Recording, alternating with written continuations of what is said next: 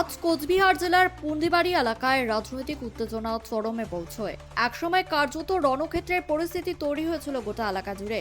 জানা গিয়েছে, শিলিগুড়ি হাইরোড মোড়ের পাশে ভারতীয় জনতা পার্টির পক্ষ থেকে পরিবর্তন যাত্রা উপলক্ষে একটি সভার আয়োজন করা হয়। সেখানে উপস্থিত ছিলেন জেলা নেতৃত্ব সহ একাধিক কর্মী সমর্থক। একই সময়ে তৃণমূল কংগ্রেসের পক্ষ থেকেও পার্টি অফিসের সামনে একটি প্রতিবাদ সভার ডাক দেওয়া হয়। শাসক দল অল ইন্ডিয়া তৃণমূল কংগ্রেসের পক্ষ থেকে নাগরিকত্ব সংক্রান্ত ইস্যু এবং এসআইআর ও এসআর প্রক্রিয়ার মাধ্যমে নাম বাতিলের অভিযোগের বিরুদ্ধে সরব হতে দেখা যায়।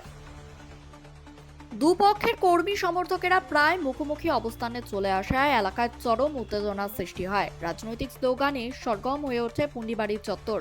অভিযোগ, উভয় পক্ষের কিছু কর্মীর হাতে লাঠি ও বাঁশ দেখা যায়। পরিস্থিতি ক্রমশ উত্তপ্ত হতে থাকায় সাধারণ মানুষের মধ্যে আতঙ্ক ছড়িয়ে পড়ে। এলাকার দোকানপাট আংশিকভাবে বন্ধ হয়ে যায়। বাজার এলাকায় নেমে আসে এক থমথমে পরিবেশ। সাধারণ মানুষ দ্রুত এলাকা ছেড়ে নিরাপদ স্থানে সরে যেতে শুরু করেন। পরিস্থিতি নিয়ন্ত্রণে আনতে বিশাল পুলিশ বাহিনী মোতায়েন করা হয়।